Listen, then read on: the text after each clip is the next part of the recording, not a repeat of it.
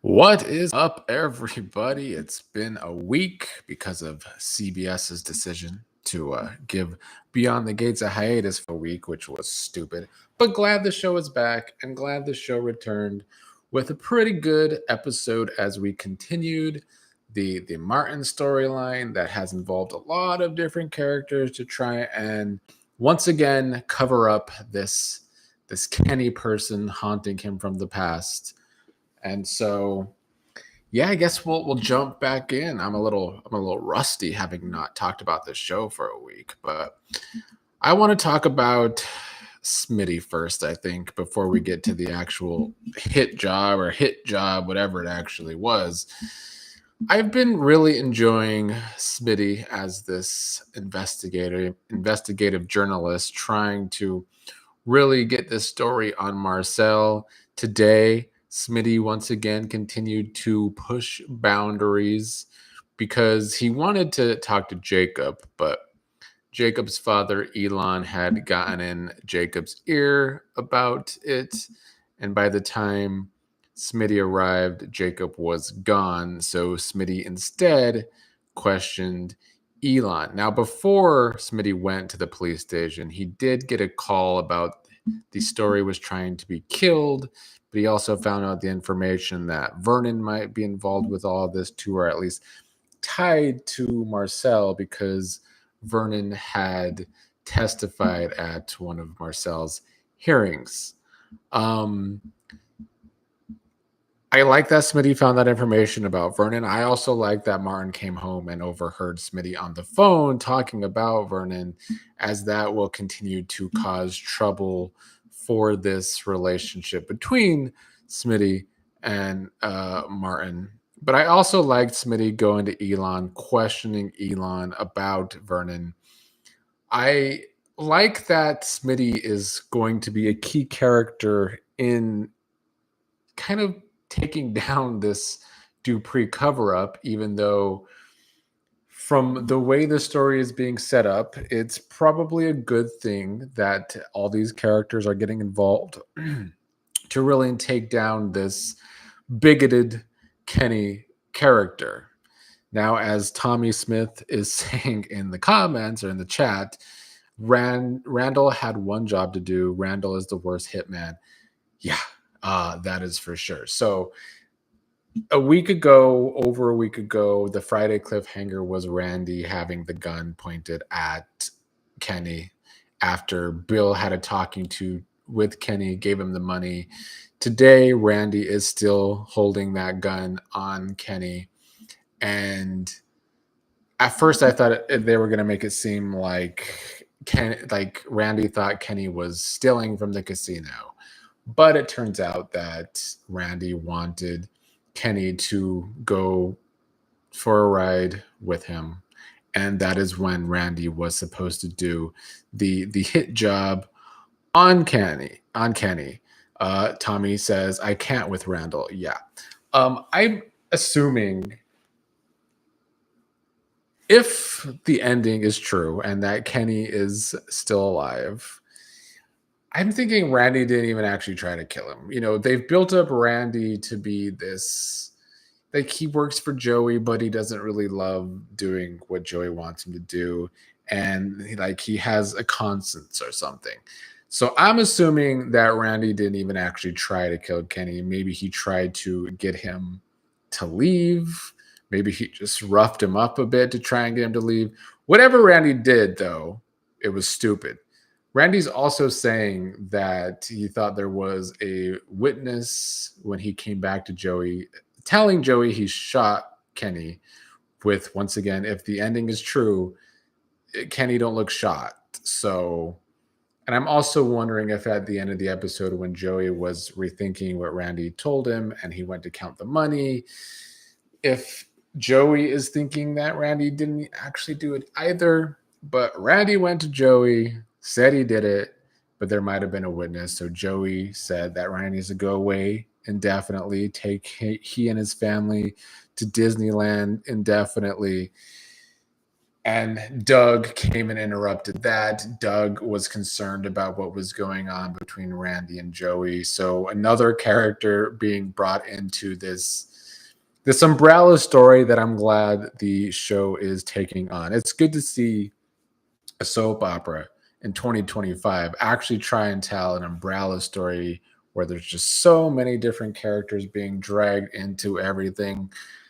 I'm enjoying that aspect of it as well.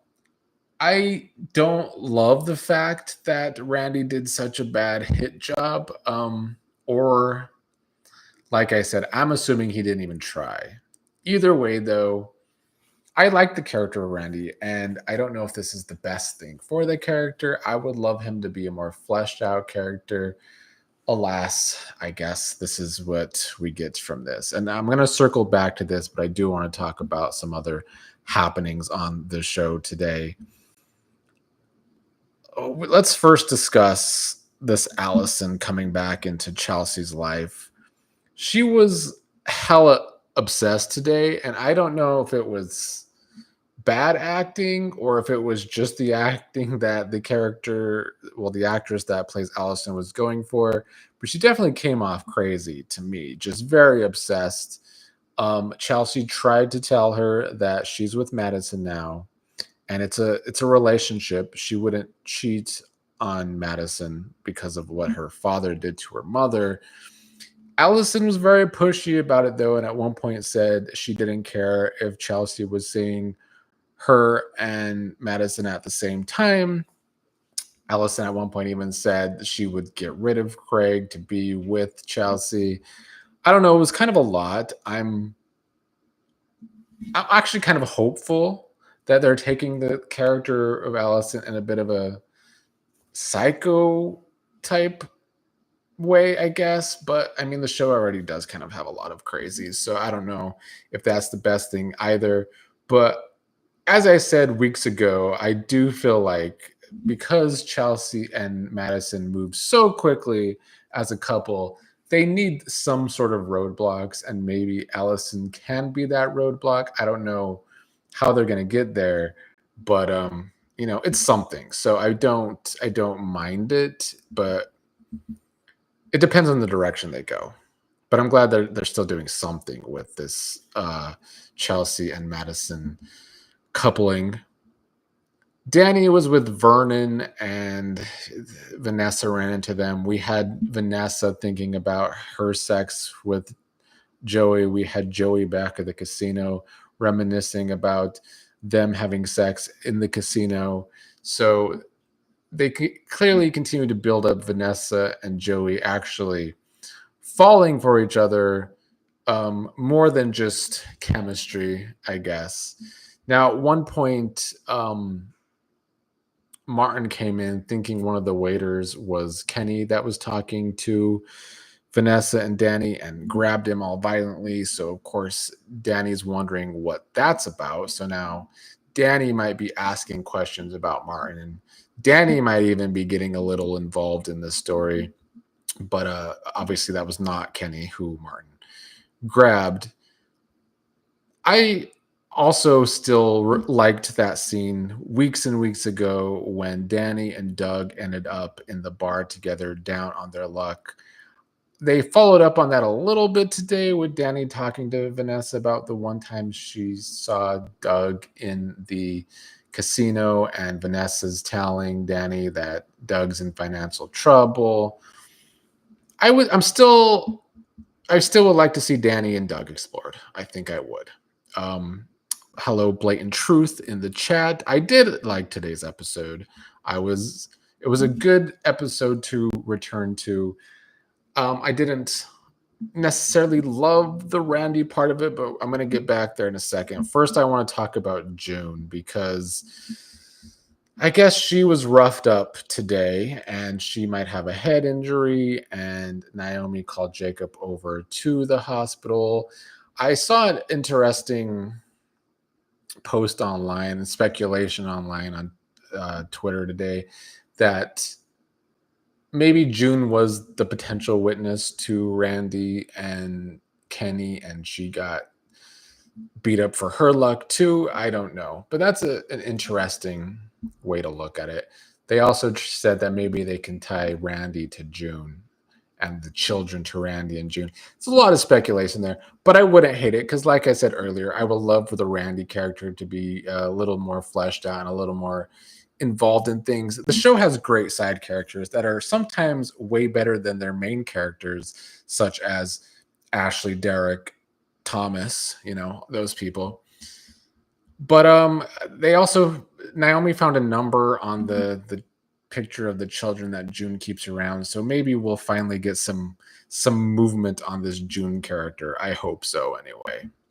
Back to the ending though. So Martin goes home and Tyrell's playing chess with someone, and it seems as though it's a very alive Kenny. So as I said, either Randy is like who in the chat, like Tommy was saying in the chat, hello Monique, nice to see you in the chat for the first time.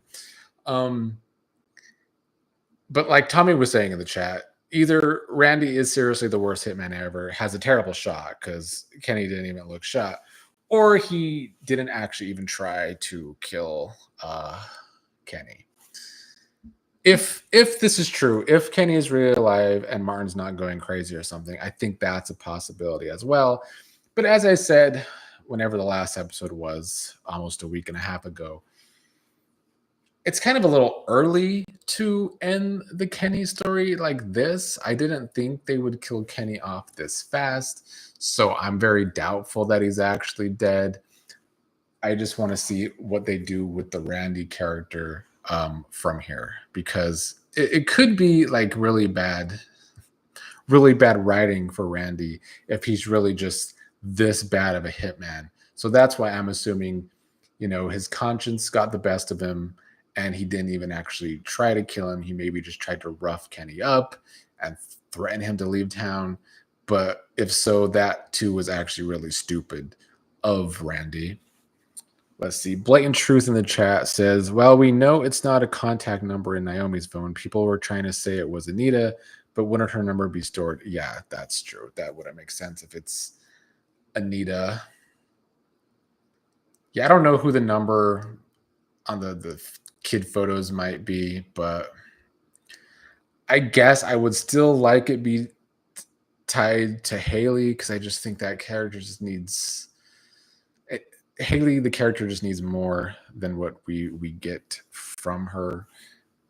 But I guess we'll see. I mean, I'm very interested to see who they tie June to. I don't know if I'm actually going to like it or not, but I'm open-minded to wherever they go with it. I'm also open-minded to wherever they're taking this Kenny story, because there's just so many characters involved. I have seen some people concern online that this story could make a lot of characters in the story look bad, and if they're going to look like Randy today, then they are going to look bad. But I don't necessarily think that's going to be completely possible. I see people upset that this makes Vernon look like a criminal and he's supposed to be the patriarch, but I've been saying all along that Anita and Vernon aren't like the typical soap opera patriarch, and I would rather their dirty business at least be at the forefront for us to see, and not them being fake about all the shady shit they do all the time. So I still think this turn in Vernon, Dark Vernon, as a lot of you in the comments and online like to say, I still enjoy Dark Vernon. So Dark Vernon is working for me. I just hope the characters aren't going to be wherein like Randy was today, because then they are going to look kind of bad. If all these people are involved and they can't take Kenny down within the next couple of weeks, then they might look kind of bad.